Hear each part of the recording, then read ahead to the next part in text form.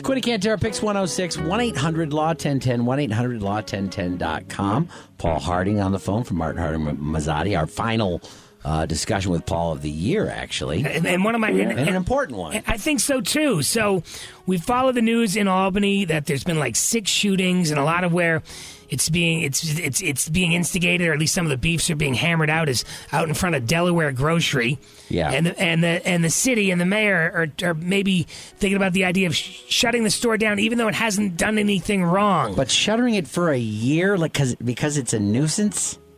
I mean, one, is that even legal? 2, no one can survive a shuttering, a government-imposed shuttering for a year if you're a grocery store, right, Paul? Yeah, in effect, that's going to just put you out of business. No one's going to, as you say, going to make 1 year without sales because all the other expenses that you have, rent and heat and insurances, are all still going to be there. So here, this is an unprecedented sort of move under this part of the statute. Historically, we've got this city nuisance abatement ordinance, and didn't know much about it until this came out. But we see it often where the police commissioner will look, and if there's drugs being sold or alcohol being sold to underage people, you get points. If you get enough negative points, then it can fall under this statute. Here, none of that happened. They're not saying they really did anything wrong. They're saying they failed to stop the violence, and therefore, under another part of the statute, which is signed by the Common Council president, they can go ahead and do this. So there's a hearing come up in January. They're going to talk about it, but it looks like this is moving forward. When you say they failed to stop the violence, the store? Who are you talking about?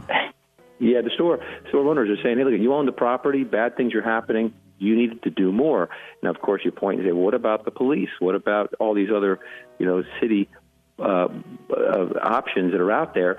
And so the argument isn't super strong. I mean, you look at this, you wonder if this part of the statute, at least to how it's being applied, is truly unconstitutional. There's a couple things. I think there's a bigger problem, and it's not just in Albany, but a lot of these neighborhoods, the franchise stores have pulled out. So, like, you need, what I mean? You need Great formula, point. you need tampons. You've got to go to a store like this. You know what I mean? Yeah, the other thing is according to the story, Churchill's column, the mayor went door to door in the neighborhood, and a lot of the neighborhood residents said this is where the problem begins. They wanted it shut. Could the people speak up enough to shut down a store?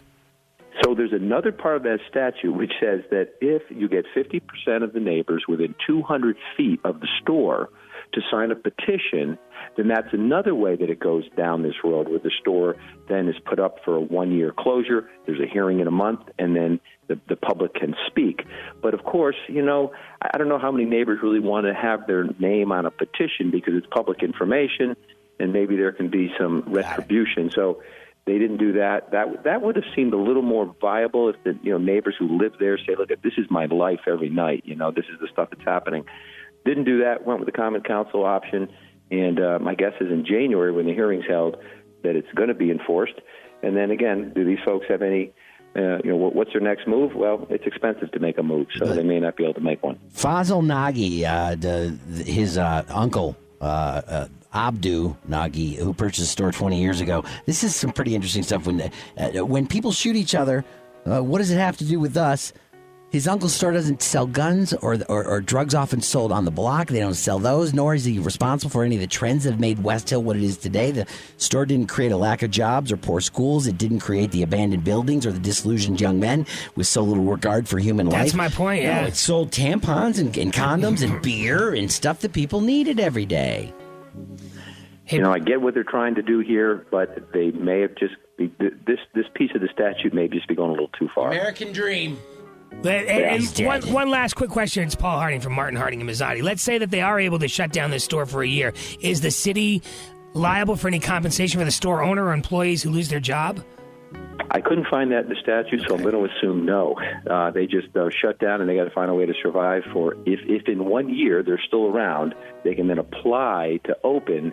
Then, of course, you got to go through the city, and you got to make an application, and then they're going to, either approve or disapprove your reopening of the store. The business is there. They've been around for 20 years. I just think you're blaming a store for bigger problems in society. Yeah. Thanks to Cantera for finding this story. If you didn't read Churchill, I would have never heard about it. It's a heavy topic. We appreciate you weighing in, Paul. Have a great holiday and a happy New Year. Okay. Thanks, guys. We'll talk to you next year. You got it, pal. See ya. All right, bye-bye. Paul Harding, 1-800-LAW-1010, 1-800-LAW-1010.com. Quinn and Cantera, mornings on PYX 106.